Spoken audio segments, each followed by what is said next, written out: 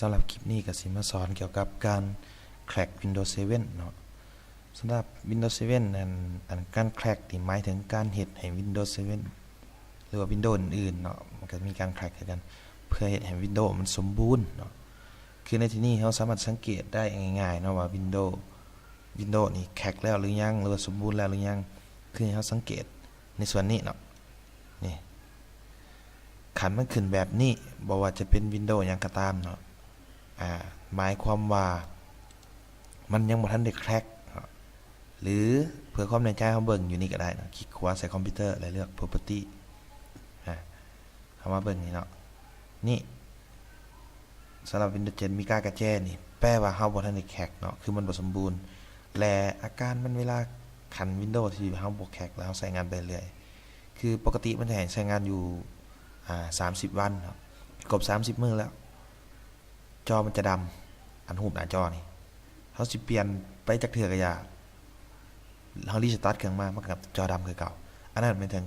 อาการของ Windows ที่บ่ทันได้แคร็กเนาะฉะนั้นเขาก็มาเบิ่งวิธีการแคร็กเนาะคือไฟล์แคร็ก Windows 7 เนี่ยจะอยู่ในโฟลเดอร์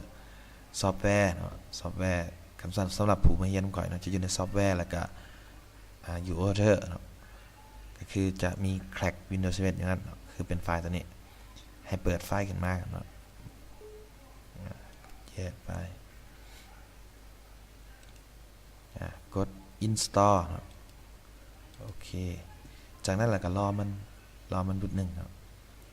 รอมันเดี๋ยวมันสำเร็จแล้วมันจะบอกให้เรารีสตาร์ทเครื่องเนาะ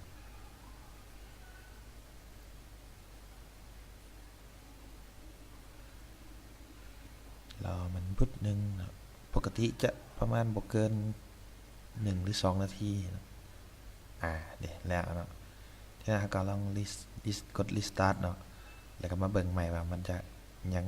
ขึ้นการกระแจคือเก่าบ่หลังจาก restart แล้วเรามาสังเกต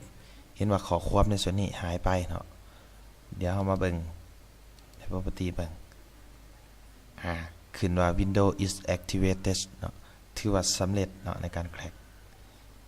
สำหรับคลิปการแคร็กกับเบิร์ตนี้เนาะ